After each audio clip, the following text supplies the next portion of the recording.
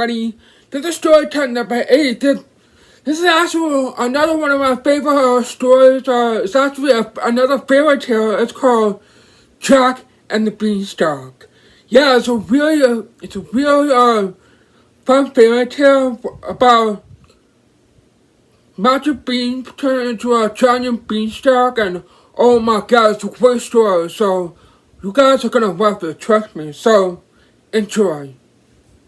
Today, we're going to read Jack and the Beanstalk, retold by Ronnie Randall, illustrated by Gavin Scott. Once, there was a boy named Jack who lived with his mother. They were very poor and had to sell their cow to get money for food. As he was taking the cow to market, Jack met an old man.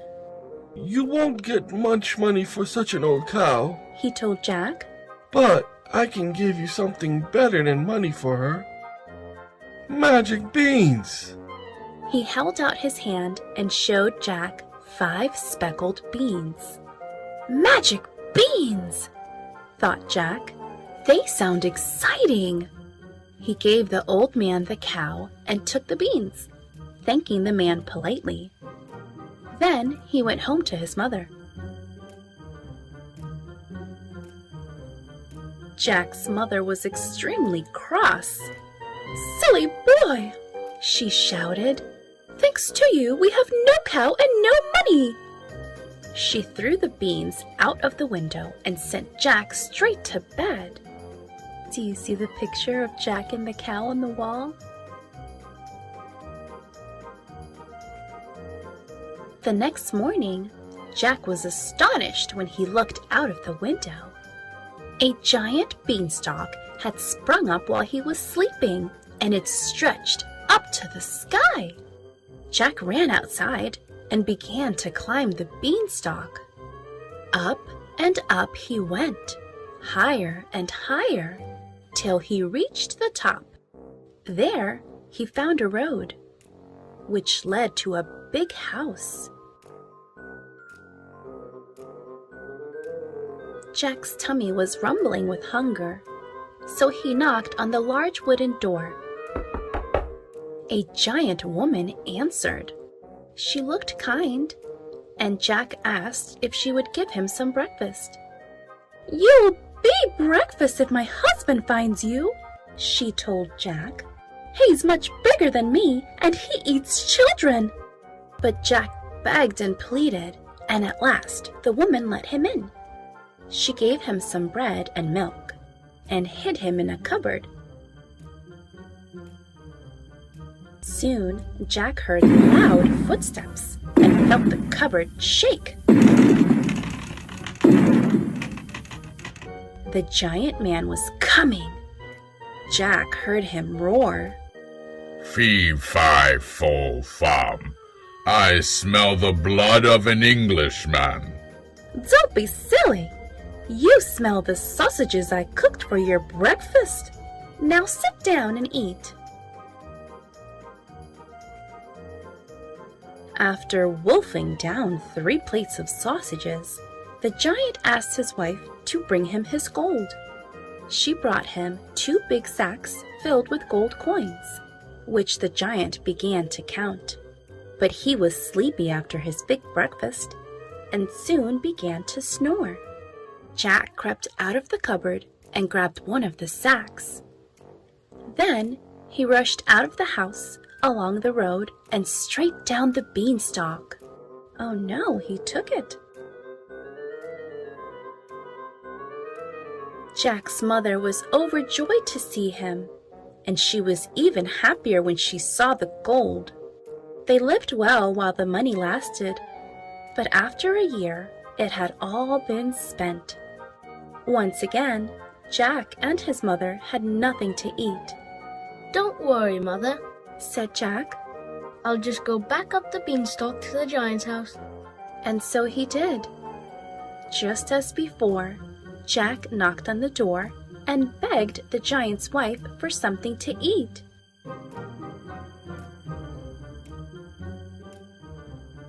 "Go go away, she told him.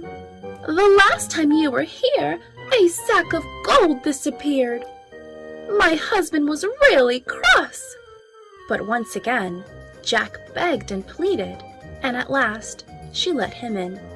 She gave him some bread and milk and hid him in the cupboard. Soon the giant stomped in, bellowing, Fee, fi, fo, fum. I smell the blood of an Englishman. Nonsense, said the giant's wife. You smell the yummy soup I've made for your lunch. Peeping through a crack in the cupboard door, Jack saw the giant slurp down a big barrel full of soup and heard him tell his wife, Bring me my hen. She put a fat red hen on the table, and the giant shouted. Lay. To Jack's amazement, the hen laid a golden egg. Jack waited until the giant was asleep. Then he jumped out and snatched the hen. Fast as lightning, he dashed out of the house, along the road, and down the beanstalk. Oh no, he took that too. Jack and his mother lived very well on the money they made from the hen's golden eggs. But Jack wanted to climb the beanstalk one last time. He knew the giant's wife would not let him in again. So when she wasn't looking, he sneaked into the house and crawled into the cupboard. Before long, the giant came crashing in. Fee, fi, fo, fum. I smell the blood of an Englishman. He thundered. You smell the steaks I've cooked for your dinner, his wife said, and she put a platter of thick, juicy steaks in front of him.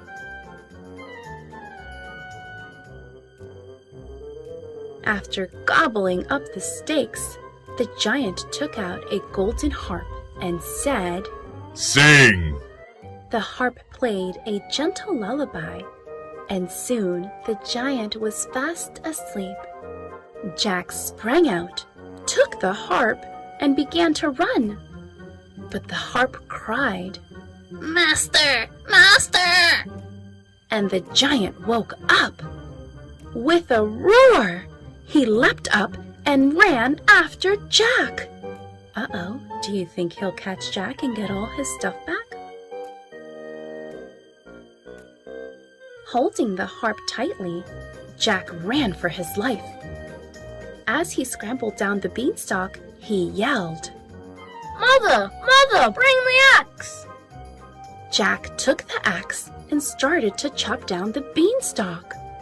The giant quickly climbed back up to the top before it snapped in two. That was the last time Jack saw him. With the hen and the harp, Jack and his mother were able to live happily ever after, and they were never hungry again.